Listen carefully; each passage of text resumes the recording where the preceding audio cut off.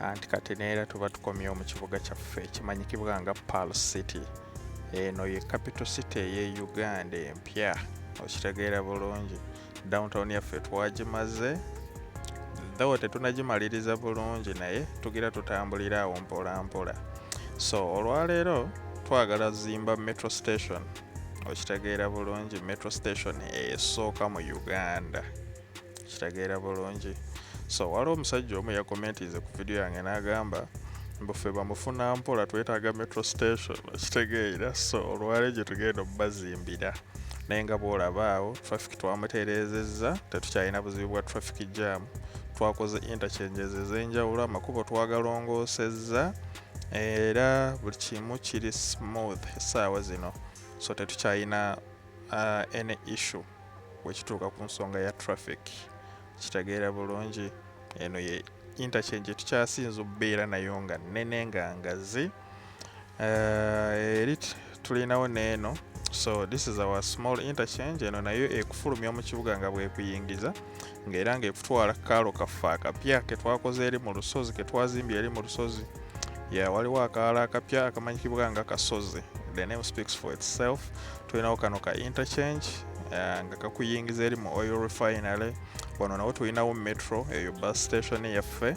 So tetuna connectinga buli kimu, naye olwaleero njagala balaga how I actually did this, how I built these sub metro stations. So kano ke kaalo kaffe. So wano kana akaalo kalina population y'abantu 15,000, something like that.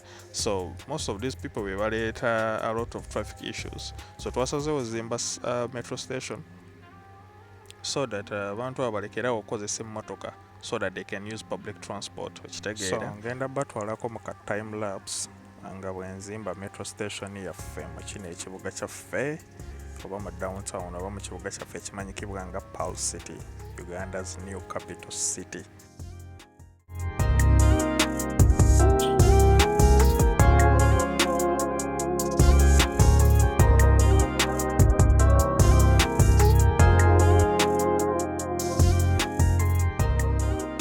So metro station yaffe tugimaze, era train yaffe esooka yiye emaze otuuka.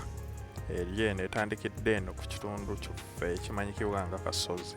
So train metro stations zijja tuyambako when it comes to traffic, olw'ensonga nti abantu abasinga they will rely on this public transport, olw'ensonga nti zanguwa, tezirina traffic issues. So people always choose metro stations over everything, okitegeera bulungi. Era musajja wange yagambye nti ffe bamufuna mpola, ndowooza ekizibu kyammwe tukitereezezza. So eno ye first metro station ndowooza mu Uganda oba mu Africa. Sikiwa nti waliwo eggwanga lyonna eriyina a metro station in Africa. Sikiwa, mpozi South Africa, though I'm not sure. Yeah, so metro station yaffe eringa ewedde. And yeah, so tumaze connecting downtown to most of our suburbs, our industrial area, and then our oil refinery, and then our new village up there in the mountains. Kali akaalo kaffe akamanyikibwa nga Kasozi. So most people will choose public transport over okuvuga motoka all the way through all these traffic jam issues. So I think most people bagenda choosing okukozesa public transport. So we already have some buses around the city, naye metro stations are always better, especially they cover long distances, okitegeera. So ndowooza ekizibu kyaffe kimaze okutereezebwa. So what should we do next? I don't know. You can just tell me. Naye ebyokukola tukyalina bingi, okitegeera. So we still have a lot of things to do. Downtown yaffe tetunagimaliriza bulungi because I have to build a business bay on the north side of the downtown. And yeah, so ndowooza ebizibu byaffe ebisinga bye tubadde nabyo tulinga ababitereezezza, cause we mutabadde we've been working, we've been rebuilding some roads, kyolaba nti interchanges zaffe zonna tulinga abazitereezezza. So this is our city, emanyikibwa nga Pearl City. This is Kagwa village, this is Chigundu village, this is our first village twasooka okuzimba wano in Pearl, kitegeera. That's Chigundu 1. It has a population of more than 1,000 people.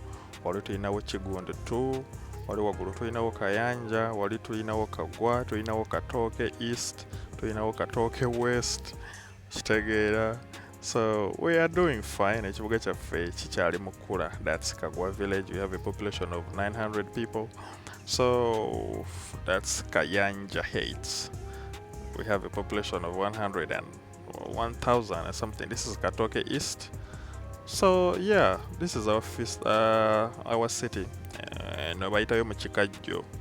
Yeah, Mchikajje Pal. So this is our agricultural area. So totally fine because we rely on all of these things, Bemuraba, so that we can get money to invest in our infrastructure. So that's how a city is built, and that's it. So this is our Central Park. I always say this because I like this place, in Victoria Park. So yeah, that's our city, Pearl City. Gwatagimanyi Pearl City ojja gisanga mu West Nile. Bwewanga tomanyiiyo funa bus ekutwaleyo. You'll find this city right there. So this is our downtown.